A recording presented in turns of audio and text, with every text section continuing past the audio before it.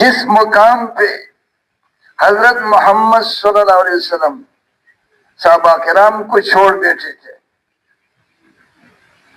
اور اس عظیم الشان کے کام کو سب تک پہنچایا، یہ محنت اس لیے ہے، یہ آپ کا جو ہونا کہ یہ امت پھر اس کوئی ہوئی مقام پہ پھر واپس آ جائے۔ ایسے میں ضرور دوستو، اس زمانے کے کافر بھی یہ کہتے تھے کہ مسلمانوں کا جو ہے نقل و حرکت کے بغیر کوئی کام نہیں ہے۔ اسے یاد رکھو، کیسا زمانہ ہوگا کہ یہ جو تین زمانے تھے، صحابہ کرام، تابعین، تبع تابعین، اس میں اجتماعی نقل و حرکت عام تھی، عام تھا، عورت کو بھی پتا تھا، اور اس سارے والے جنگ کی چوٹ پہ وہ ہے، سن لے کہ جب تک امت اس اجتماعی نقل و حرکت میں پھر نہیں آئے گی، دنیا میں دین نہیں پھیلے گا۔ یہ شرط ہے۔ اسی وجہ سے بول دوستو، تم بھی تو اب یہ جو مجمع ہے اس کو پتا، آپ لوگ تھوڑا سا سوچ رہے، اس میں تو کوئی شک نہیں کہ ہم تو ایمانی لحاظ سے بہت ضعیف ہے، لیکن اتنا تو ہے کہ مجمع اس لیے بیٹھا ہوا ہے کہ سارے دنیا کے انسان جہنم کی آگ سے کیسے بچیں گے، اور سارے دنیا کے انسان اللہ پاک کے ماننے والے کیسے بن جائیں گے، اور اس کے آخر نبی حضرت محمد صلی اللہ علیہ وسلم پر کیسے ایمان لائیں گے، کم از کم اس کے لیے جمع تو ہوا ہے۔ تو بتاؤ اب عرش والا اللہ اس مجمع کو کتنا توجہ اور محبت سے دیکھ رہا ہوگا، اور اللہ پاک کتنا خوش ہوگا۔ اس لیے میں شروع کر پہلے یہ اس کی جماعت کی ایک، میں بار بار جب اکیلے میں محفل کو سنتا ہوں، ایک آدمی تھا، میں نام بول گیا، سیدھا سرات میں یہ شنڈن کی جماعت تھی، پیدل چل رہے، انشاءاللہ شنڈن والوں کو پتہ بھی ہوگا۔ تو اس کو کسی نے کہا کہ بھائی دور سے ہی بتایا تھا کہ یہ پڑھ لو، پھر تو آپ کو حضور صلی اللہ علیہ وسلم خواب میں آ جائے گا۔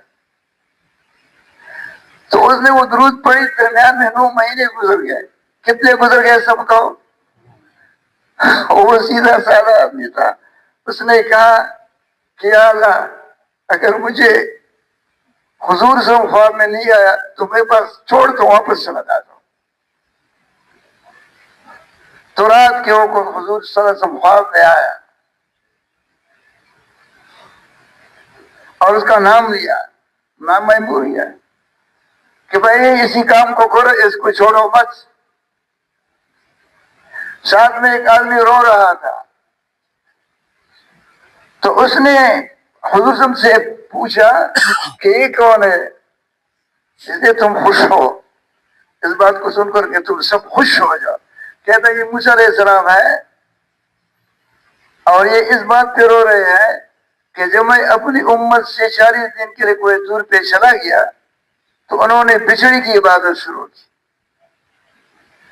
اللہ، اور 1400 سال کے بعد تیری امت تیرے کام کو کروا رہی ہے۔ اللہ اکبر، یہ کوئی معمولی بات نہیں ہے، لیکن دیکھیں سارا عالم ہے، محنت بہت کرنی پڑے گی۔ تو ارادہ تو ہے نا کہ دیکھیں ابھی سے ارادہ کر لو کہ ہم بیٹھے رہیں گے اور دعائیں کریں گے تشکیل تک، کہ اعلیٰ جو مجمع آیا ہوا ہے، جیسے تو نے صحابہ کرام کو قبول فرمایا تھا، ان کو بھی قبول فرما دے اور پوری امت کو قبول فرما دے۔ نحمدہ و نصلی علی رسول الکریم، اما بعد، فاعوذ باللہ من الشیطان الرجیم، بسم اللہ الرحمن الرحیم۔ ومن احسن قولا ممن دعا الى اللہ وعمل صالحا وقال اننی من المسلمین۔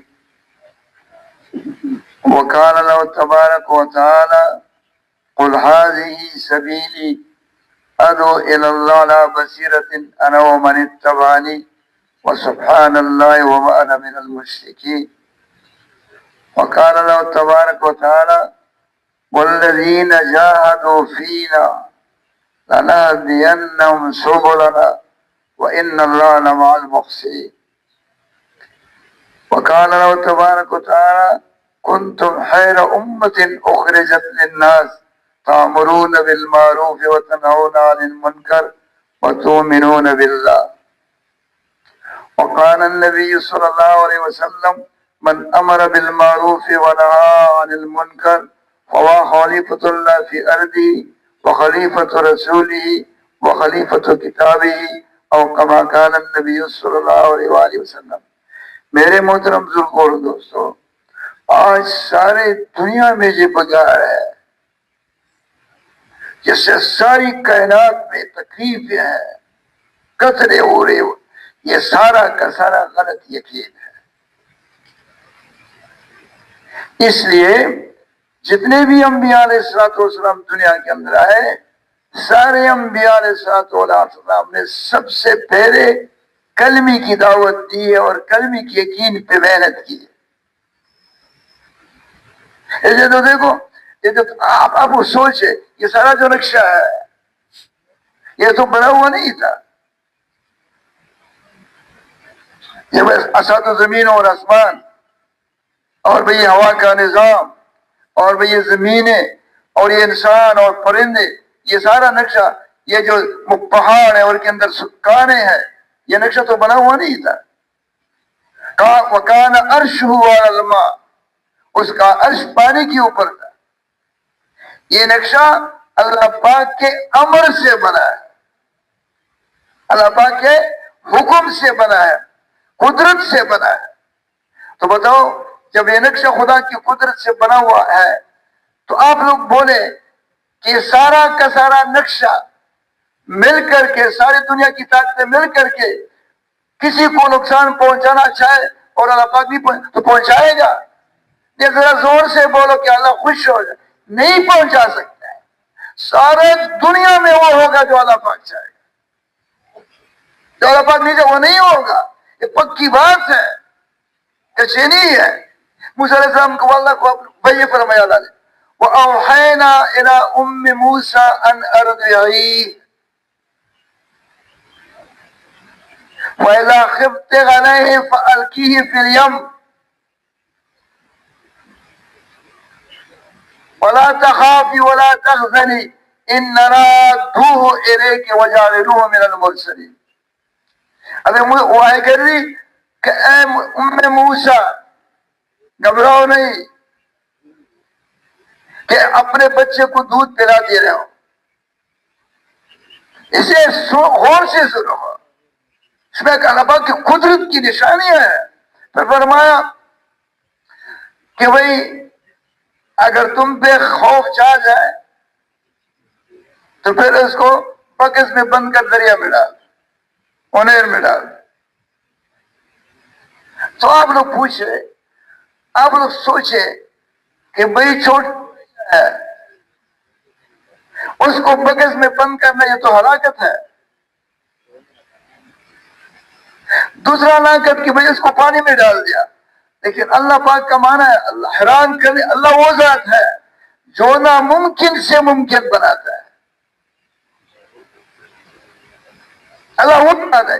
اس لیے بھئی یہ ہم جو ہے یا اللہ تو ہی وہ ہے کہ جب راستے میں تو سارے دنیا میں وہ ہوگا جو اللہ پاک یا اللہ تو چاہے گا. یہ کل پہ جو اللہ پاک کے غیر کا تاثر چڑھا ہوا ہے یہ آہستہ آہستہ مٹنا شروع ہو جائے گا.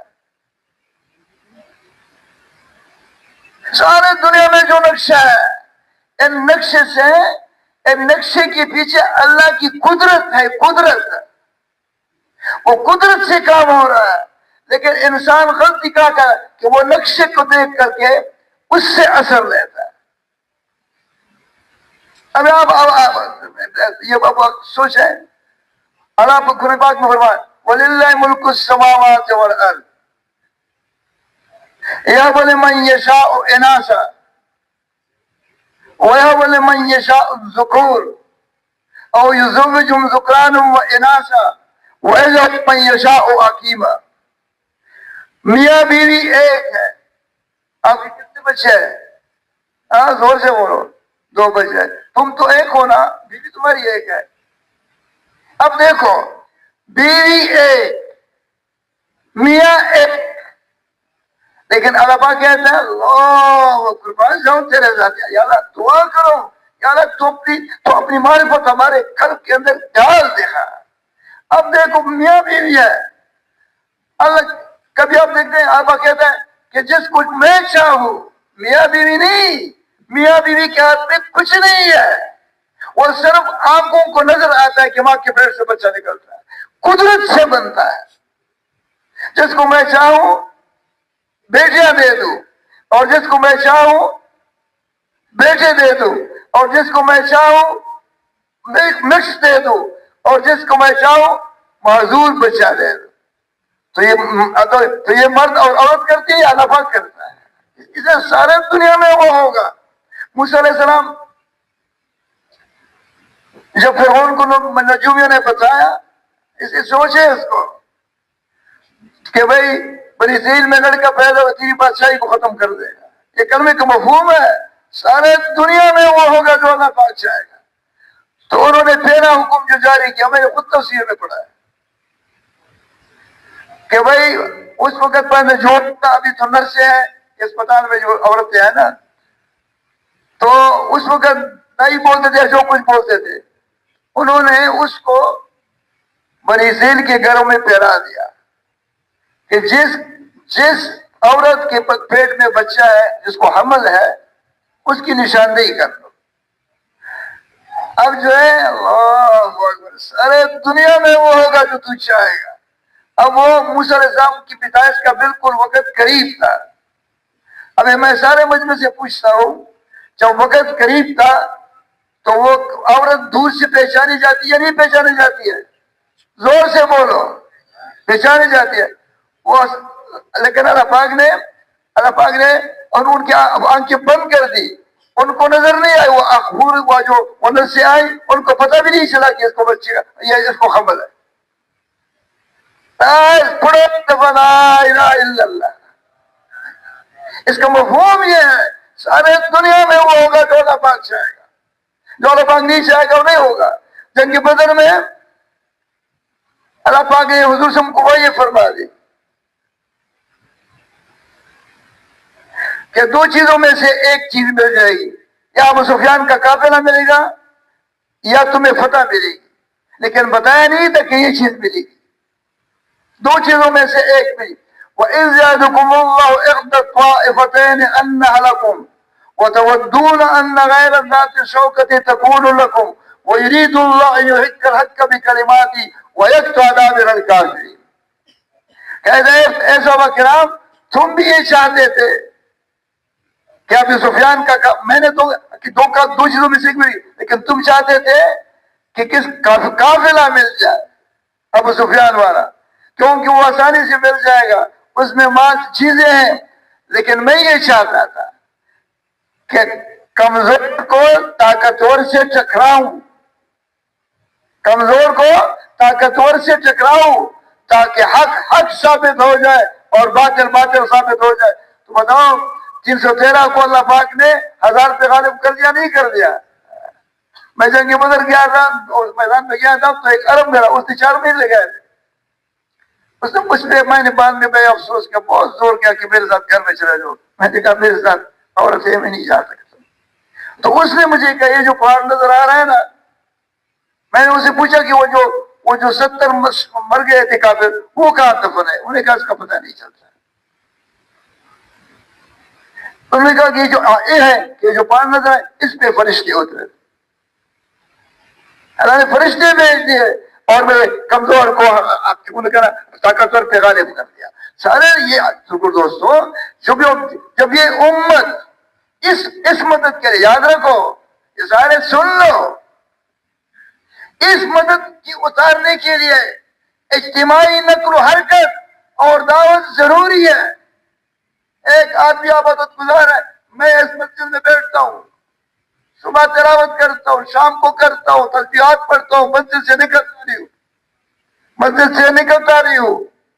مجھے بتاؤ، لوگ تو میرے پیچھے آئیں گے، ہدیے دیں گے، میرے ماتھے کو چومیں گے، لیکن خدا کی قسم ایسا اگر میں 1000 سال بھی اس مسجد میں رہوں، میرے اس نیکی سے سارے دنیا میں دین نہیں پھیلے. اس دین صرف اور صرف اجتماعی تک حرکت سے پھیلے گا. آج یہ فرما رہے تھے کہ جب تم جماعتیں بنا لو،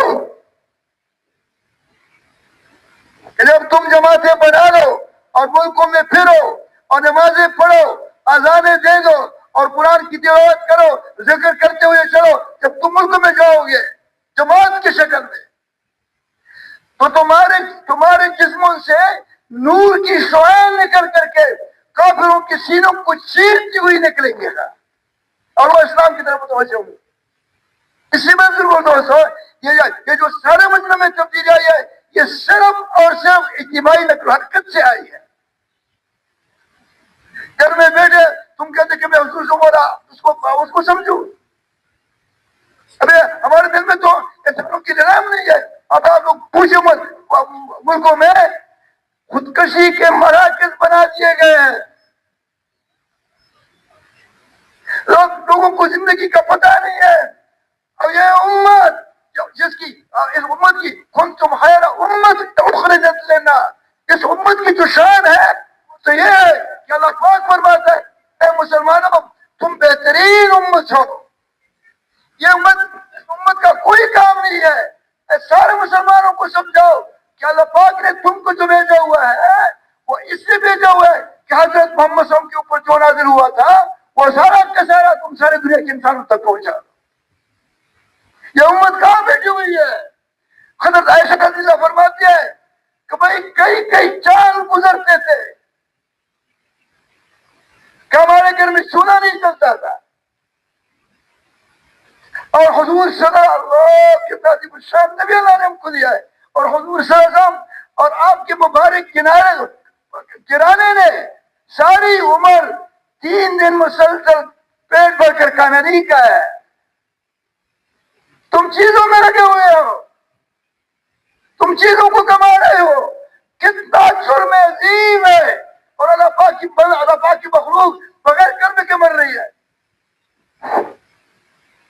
والتين والزيتون وطور سينين وهذا البلد الامين لقد خلقنا الانسان في احسن تقويم. اللہ پاک نے ایسا نہیں کہا لقد خلقنا المسلمون في احسن تقويم.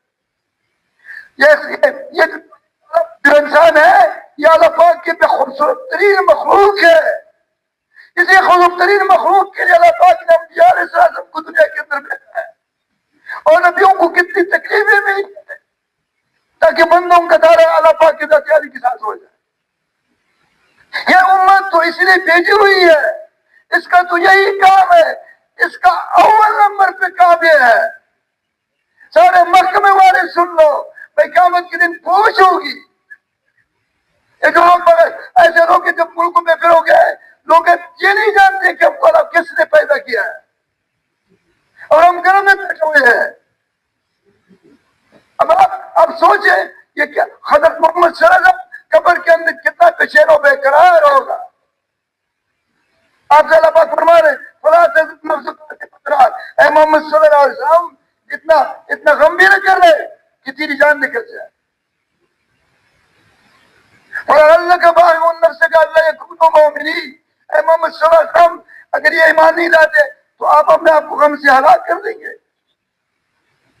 ان تخرج غدا خدا، اللہ پاک تسلی دے رہا ہے. ہدایت خدا اللہ پاک کے ہاتھ ہے. اللہ پاک اپنے عظیم الشان نبی کو تسلی دے رہا ہے کہ تم اتنا غم نہ کرو. ان تخرج غدا خدا وان اللہ لا یهدی من یضل.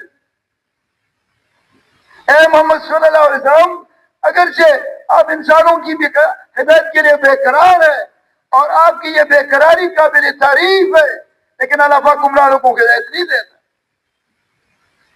ہمارا کام تو یہ ہے ہم کو جماعت سے بچہ کر کے پھر ہم سے دیکھو جب اس کام کو نہیں کرو گے پھر شرکاؤں کا پورا واقعہ تم سے بھول جاؤ گے. سنا اصحاب کہف صرف اپنی ایمان کے بچانے کے لیے انہوں نے کف پہ ہاتھ میں پناہ دی تھی. اللہ پاک نے کیا معاملہ فرمایا؟ 309 سال نے کھایا نہ پیا لیکن زندہ رکھا. اب آپ خود سوچیں وہ امت جو اس کام کے لیے بھیجی گئی ہے، جب یہ امت سارے عالم میں حرکت کرے گی اس نیت کے ساتھ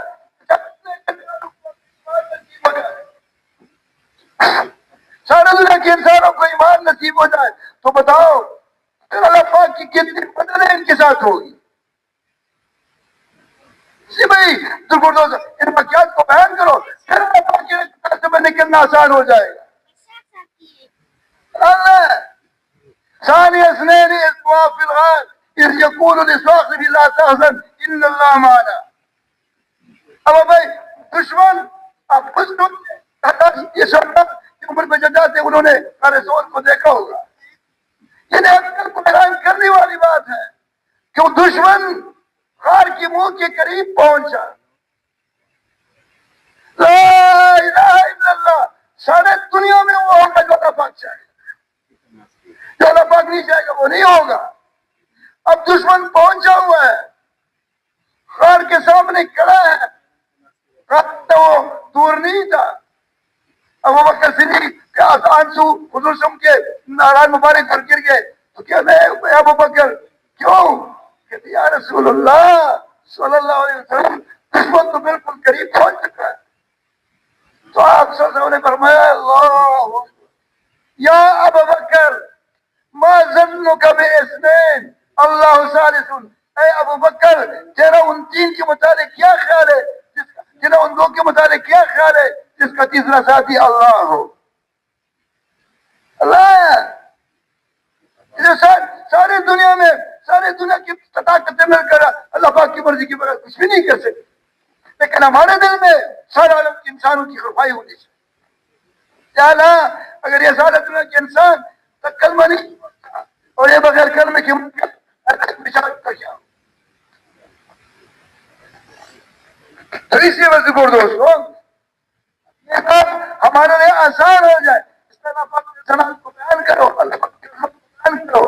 کتنا آواز ہے والارض اکبر من خلق الناس ولكن اکثر الناس لا يعلمون. آسمان اور زمین کا پیدا کرنا ایسے سے بہت بڑی بات ہے لیکن لوگ اس کو سمجھتے نہیں.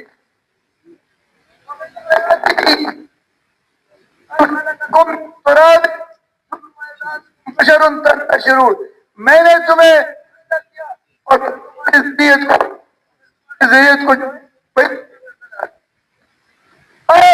احسان دوسرے بھی ایسا بات ہے.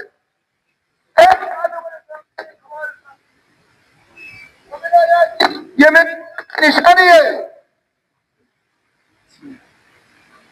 كان خلق لكم من أنفسكم أزواجا لتسكنوا إليها وجعل بينكم مودة ورحمة إن في ذلك لآيات لقوم يتفكرون.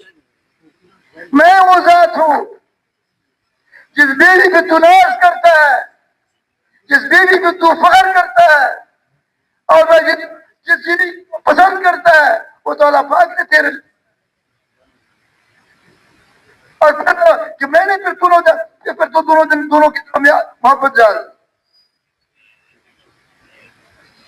اللہ ہے یہ اور تمہیں اولاد دیا، یہ اللہ پاک کی قدرت کی نشانی ہے. اس کو کثرت سے بیان کرو ان ایمانیات کو، پھر دل میں کہ چیز واقعی سارے دنیا میں وہ ہوگا تو اللہ پاک چاہے گا. بس اللہ پاک کیوں سارا قرآن اللہ پاک سے بڑا قرآن ہے. یہ قرآن کیا ہے یہ جو پڑھتا ہوں یہ سارا دعوت ہے. کیونکہ دعوت جب قرآن کا جو تلاوت کرتا تھا حضور صلی اللہ علیہ وسلم تو ان کو چھڑنے لگی جاتی تھی. وَإِذَا تُتْلَىٰ عَلَيْهِ وَلَّا مُسْتَكْبِرًا كَأَن لَّمْ يَسْمَعْهَا كَأَنَّ فِي أُذُنَيْهِ وَقْرًا. جب آپ اس کو یہ آیتیں پڑھاتے ہیں سناتے ہیں تو پھر وہ الٹے پھر جاتے ہوتی ہے. کہ اللہ پاک کو تسلیم کرو، کے انسانوں ہم تمہارے خواہ ہیں، ایک اللہ پاک کی تسلیم کرو اور اس کے آخر نبی حضرت محمد صلی اللہ علیہ وسلم کے اوپر ایمان لے آؤ. اس امت کا یہ کام ہے جب یہ امت اجتماعی حرکت کرے گی، دعوت کو اپنا کام سمجھے گی اور سارے عالم میں تو یقین رکھے جیسے اللہ پاک نے صحابہ کو سارے عالم کا امام بنایا تھا، اسی طرح یہ امت بھی سارے عالم کی امام ہوگی. لوگ اس کو دیکھ کر کے چلیں گے. امت اپنی شان کو کھو بیٹھی ہے. اور یہ بزرگوں دوستوں، یہ مبارک کام حرکت کے بغیر سمجھ میں نہیں آیا. اس لیے بھائی جس گھر میں آدمی ہے وہ تو غم سے نہ ڈالو. تمہارے گھر سے اللہ پاک کے لوگ کیوں نہیں نکل رہے؟ ہمارے دل میں سارے عالم کی انسانیت خواہش بنی ہوئی ہو. اب تمہیں پتہ نہیں ہے کہ جب تم اس مبارک کام کو کرو گے تو قیامت کے دن تمہیں کیا ملے گا. داؤد علیہ السلام کو اللہ پاک نے وحی فرما دی کہ داؤد میں تمہارے بعد ایک نبی پیدا کرنے والا ہوں. حضرت محمد بن منبہ رحمۃ اللہ فرماتے وہ مجھے ناراض نہیں کریں گے. اس کا نام احمد اور محمد ہوگا. وہ مجھے بھی ناراض نہیں کریں گے اور نہ میں اس سے ناراض ہوں. اگلے پچھلے ساری کمیاں کرنے سے پہلے معاف کر دیا. اے داؤد علیہ السلام، جب امت محمدیہ قیامت کے اس کی امت جو ہے میری خاص رحمت سے نوازی گئی ہے. اس کی امت کو وہ فرائض دیے ہیں جو میں نبیوں کو میں نے وہ نوافل دیے ہیں جو میں نبیوں کو دیا کرتا. اے داؤد علیہ السلام، جب امت محمدیہ قیامت کے میدان میں آئے گی تو ان کے چہروں پہ کمثل انبیاء نور ہوگا. یا تم پھر اس وقت محسوس کرو گے. اب تو تم نے بات سن لی کہ بھائی کمثل انبیاء نور ہوگا، لیکن جب وہ نور سچ مچ تیرے چہرے پہ ہوگا پھر اس وقت وہ لوگ غش کھائیں گے کاش ہم بھی اس مسئلے کو لے کر اللہ پاک کے راستے میں نکلیں. لیکن وہ افسوس سے کام نہیں تھے. نبی نہیں ہوں گے لیکن اس مبارک دوستوں اب جماعتیں سارے عالم میں پھر رہی ہے. سارا عالم میں ایک ہلچل مچا ہوا ہے. لوگ اسلام کی طرف متوجہ ہو رہے ہیں. سنت زندگی قل ان کنتم تحبون اللہ فاتبعونی یحببکم اللہ. اے محمد صلی اللہ علیہ وسلم، آپ ان سے فرما دیجئے کہ کہتے ہیں کہ بھئی ہم اللہ پاک کی محبوب بن جائے تو ان سے کو میری اتباع کرو. اب آپ خود سے جو سنتوں کے جنازے نکل رہے ہیں. بھئی ایک سنت حضرت محمد صلی اللہ علیہ وسلم کی ایک سنت کائنات سے زیادہ قیمتی ہے. مجھے مولوی عظیم صاحب نے ایک خواب سنایا کہ حضور صاحب نے ہمارے مدرسے ایک طالب علم نے خواب میں دیکھا. اس کو حضور کے میں میری امت کو یہ کہا کہ جو مسواک کرتا ہے کیا کرتا ہے سب بولے زور سے ذرا بولو مسواک، اس کو میرا سلام پہنچا.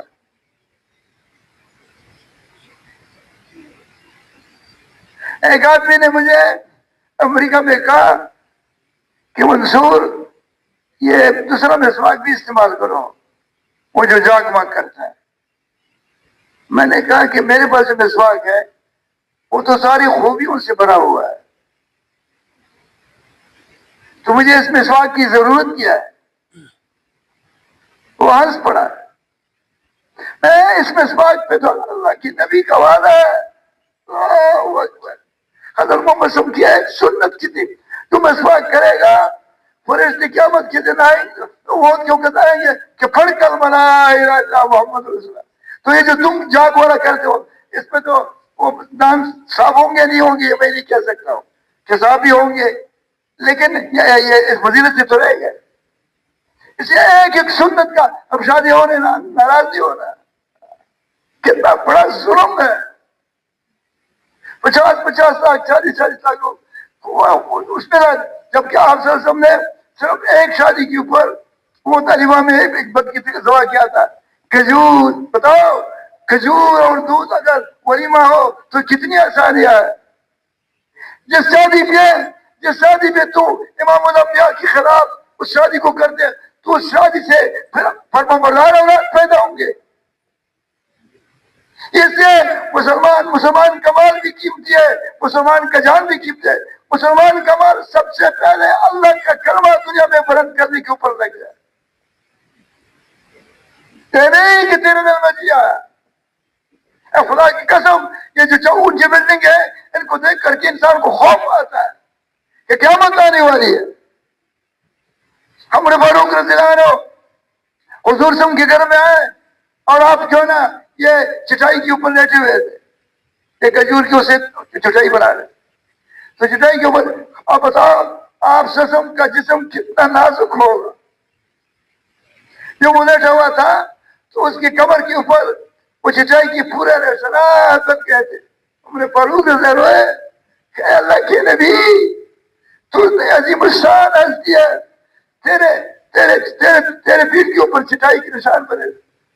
آپ صلی اللہ علیہ وسلم نے فرمایا ابھی تک تو ان کے لیے تو یہی زندگی ہے. حضرت عائشہ رضی اللہ عنہا سے کسی نے پوچھا کہ آپ کے حضور صلی اللہ علیہ وسلم کا بستر کیسا تھا؟ تو آپ رضی اللہ نے فرمایا کہ وہ تیری تھی, اس میں کھجور کی وہی شاخیں جن سے وہ چٹائیاں بناتے یہ بری ہوئی تھی. حضرت حفصہ رضی اللہ عنہ سے پوچھا کہ آپ کے گھر میں حضرت محمد صلی اللہ علیہ وسلم کی بستر کیسا تھا؟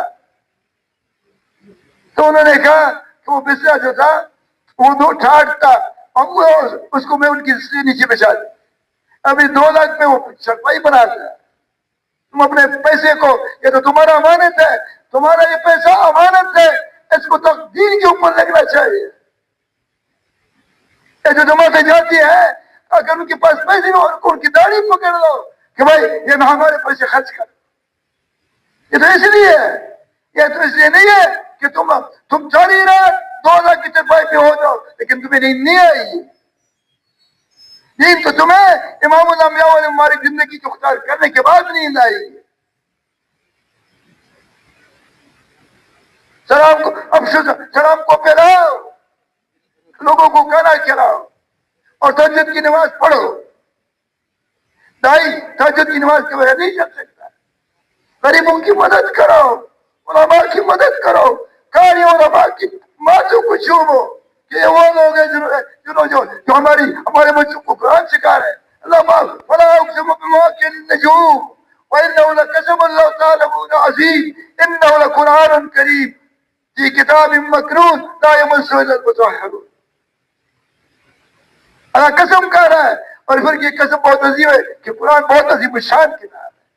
میں اس قرآن کو لے کر ساری دنیا میں پھرنا ہے.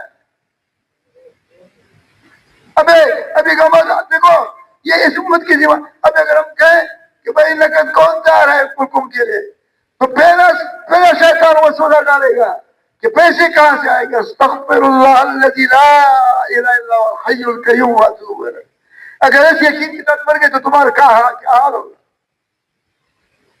ہمارا کام تو یہ ہے کہ بھائی فوراً تقاضے کے اوپر لبیک کہنا, آگے کہنا. آپ بتائیں میرے پاس میرا ڈرافٹ 5 لاکھ کا ہے, میرے پاس 20,000 روپے, میں سارے مجمع سے پہنچتا ہوں, مجھے جواب دو گے لیکن میں نے 20,000 تو جمع کر دیے. اب پھر میں نے نمازیں پڑھنی شروع کر دی. کیا پڑھنا شروع کر دی؟ سب بولے نماز پڑھ کے اللہ پاک سے مانگتے ہیں. بتاؤ میں نماز پڑھتا ہوں لیکن چھوڑتا رہوں 20 رکعت 50 رکعت 100 رکعت 200 رکعت 300 رکعت 400 رکعت. تو آپ سے میں پوچھتا ہوں کہ میں نماز نہیں چھوڑا کرتے پڑھتا ہوں تو میرا ڈرافٹ پورا ہو جائے گا یا نہیں ہو جائے گا؟ ہمارے پاس ہمیں تو کسی کی کوئی ضرورت نہیں ہے. اللہ نے ہم کو سب کچھ دیا ہوا ہے. نماز پڑھو اللہ پاک سے مانگو لیکن نماز کو بھی تو سیکھو. ایسا نہیں کہ بھائی نہ قومے کا پتہ ہے نہ جلسے کا پتہ ہے. بھائی یاد رکھو قومے کی دعا سیکھو. میں نے مولا عظیم سے بھی کہا یہ مت کہو کہ بھائی ایک اس کے برابر ان کو تو اس کی وہ لگی ہوئی ہے. بھائی جب تک قومے میں جو سنت دعائیں ہیں حسن حسین میں لکھی ہوئی ہے یہ مسرت دعائیں ہیں. میں نے بھائی متقی عثمانی کے پیچھے جمعے کی نماز پڑھی ہے اور مفتی عبدالرؤف کے پیچھے 40 دن مسلسل نماز پڑھی ہے. وہ قوم کیا ایسی خوبصورت نمازیں پڑھتے تھے کہ میں نے متقی کی نماز پیچھی. میں نے سجدے میں 9 مرتبہ کہا سبحان ربی الاعلیٰ, پھر بھی اس نے سجدے سے سر نہیں اٹھایا. اور جب سے میں بیٹھ گیا میں نے صبح پڑھی، جمعے کی نماز تھی دارالعلوم کراچی میں نے دعا پڑھی اللہم اغفر لی وارحمنی وعافنی واہدنی وارزقنی واجبرنی وارفعنی. ابھی یہ ایسے رکوع میں جاتا ہے، سر نہیں اٹھاتا ہے، نیچے سے جاتا ہے. پھر پاپ دو جیسے جاتا ہے، ابھی پہنچا نہیں ہے کہ پھر واپس جاتا ہے. بتاؤ تیری اس نماز سے نہ پڑھنے سے تو کوہا در جائے، تیرے اس نماز سے مسئلے کیسے حل ہوں گے؟ ایک صحابی نماز پڑھ رہا تھا، آپ صلی اللہ علیہ وسلم نے فرمایا کہ ارجع صلی فإنک لم تصلی، کہ نماز دوبارہ پڑھا، آپ کی نماز نہیں ہوئی. تو اس کا قوم اور جلسے میں پڑھی، 4 دفعہ پڑھی. اسی بھائی کو جلسے اور قومی کی دعائیں سیکھو، نماز باہستہ پڑھو، تکبیر تحریمہ منہ بھر کر، اللہ سے کہتے اللہ پاک کا نام منہ بھر کر کے لے لو. ایسا مت کو اللہ اکبر اللہ اکبر. پھر اس کا مزہ دیکھو، کتنی مرتبہ تم تکبیر کہتے ہو نماز میں، لیکن وہ نماز، وہ جو تکبیر تم پڑھتے ہو اس کا تیرے دل پہ اثر نہیں ہوتا ہے. کیونکہ تو کہ اللہ اکبر، اس کا جب تم کہو گے اللہ اکبر اللہ اکبر اللہ، تیرے دل پہ اثر ہوگا. اس نماز کو خوبصورت بناؤ، صاف ستھرے کپڑے میں نماز پڑھو، نماز میں کھڑا ہونا سیکھو، تشہد میں کیسے بیٹھو گا وہ سیکھو. اتحیات کیسے پڑھو گے؟ ایک تحیات للہ والصلوات والطیبات والسلام علیکم ایھا النبی ورحمۃ اللہ وبرکاتہ. یہ تحیات پڑھ رہے ہیں. اتحیات میں تو اللہ پاک اور حضرت محمد صلی اللہ علیہ وسلم کے ہمارے سوال و جواب ہے. اللہ پاک نے فرمایا ہے محمد صلی اللہ علیہ وسلم کیا لے کر کے آئے؟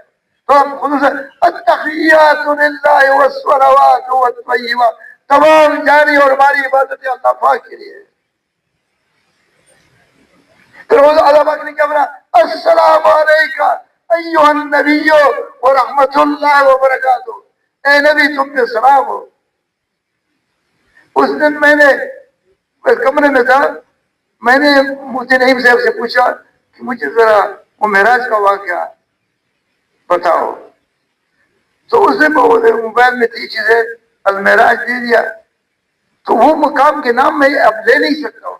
اللہ کتنا عظیم شان نبی اللہ نے دیا ہے کہ بھائی سدرۃ المنتہا سے آگے چلے گئے، ایک جگہ پہ دوسری گاؤں میں اللہ پاک کے سامنے سجدہ ریز ہوئے. دیکھو سارے انبیاء علیہ الصلوۃ پر احکامات زمین پہ نازل ہوئے. جب حضور صلی اللہ علیہ وسلم پہ نماز کا حکم نازل ہوتا تو اللہ پاک نے اس کو عرش پہ بلایا. اتنا عظیم الشان عبادت ہے اور تم اس راز کو پڑھتے ہو. اللہ پاک نے سارے احکامات زمین پہ دیے، لیکن نماز کے لیے اللہ پاک نے امام الانبیاء حضرت محمد صلی اللہ علیہ وسلم کو عرش پہ بلا دیا، معراج پہ بلا دیا، عرش پہ. اور پھر نماز لی. نماز میں میری آنکھوں کی ٹھنڈک ہے. کہا نہیں سن لو کمار آئے تو مولو سے کہ تم مجھ کے پاس بیٹھا کہ مودی جی بخاری میں، مشکات میں، ترمذی میں باب الصلاۃ ہے، مجھے ذرا حضور صلی کی نماز سکھاؤ. نہ شریعت نے نماز نہیں والا مزار مجھ کا ہے. اسی وجہ کو تو نماز میں محنت کرو، نماز کو بڑھاؤ. ایک آدمی جو ہے نماز سے کھڑا ہو گیا، اللہ اکبر، پھر وہ ایسا پڑھتا ہے الحمدللہ رب العالمین الرحمن الرحیم مالک یوم الدین ایاک نعبد و ایاک نستعین اہدنا الصراط المستقیم. اور کتنی زبردست اللہ پاک کی ساری باتیں کر رہا ہے. اب ایک خوبصورت طریقے سے نماز پڑھتا ہے. اور جب دعوت چلاؤ گے، اللہ پاک کی عظمت کو بیان کرو گے، کلمے کی مفہوم کو بیان کرو گے، رسالت کو بیان، تو تمہارا ایمان بڑھے گا، اندر میں ہدایت آئے گی. کیا آئے گا؟ سب بولے، سب زور سے بولو. اور ہدایت کیا ہے؟ ہدایت وہ روشنی ہے تو تمہیں ساری چیزیں، جس کے ذریعے سے تمہیں ساری چیزیں اللہ پاک کے ہاتھ میں نظر آئی، وہ قلم میں اتر جائے وہ روشنی. اور وہ روشنی اللہ پاک کی عظمتوں کو، احسانات کو کثرت سے بیان کرو. ہمارے زبان میں شبد ہے تو دوستوں اسے کہتے ہیں. ایسے فرما رہے تھے کہ ٹھیک ہے کہ کہ بھائی ہر مسلمان میرا اس باتوں پہ عرش نہیں پہنچ سکتا ہے، لیکن نماز میں روحانی طور پہ ہر مسلمان عرش پہنچ سکتا ہے. تو میں کہتا ہوں الحمدللہ رب العالمین، اب میرا سوچ ہے کہ اللہ پاک کی سن رہا ہے، تو اس کا کیا مطلب ہے؟ بولو نا. تو جب میں کہتا ہوں کہ الحمد یا اللہ پاک سن رہا ہے، اس کا کیا مطلب ہے؟ کہ تو عرش پہ پہنچا ہوا ہے روحانی طور پہ. جیسے میں اس سے بات کر رہا ہوں، آپ کا نام ایسے بات کر رہا ہوں، یہ مجھے بات کو سن رہا ہے، تو یہ میری بات کو سن رہا ہے. اب یہ جو آپ نماز پڑھتے ہیں اور پھر تم کہتے ہو کہ اللہ پاک اس کو سن رہا ہے، اللہ پاک مجھے دیکھ رہا ہے، بتاؤ تو عرش میں پہنچا ہوا ہے روحانی طور پہ. بتاؤ وہ نماز کتنی بلند و بالا ہوگی اور اس نماز میں کتنی لذت ہوگی. ابھی تو یہ آتا ہے بیٹھا ہو رہتا ہوتا ہے، یہ میں آواز کر وہ آرام سے بیٹھے رہتے.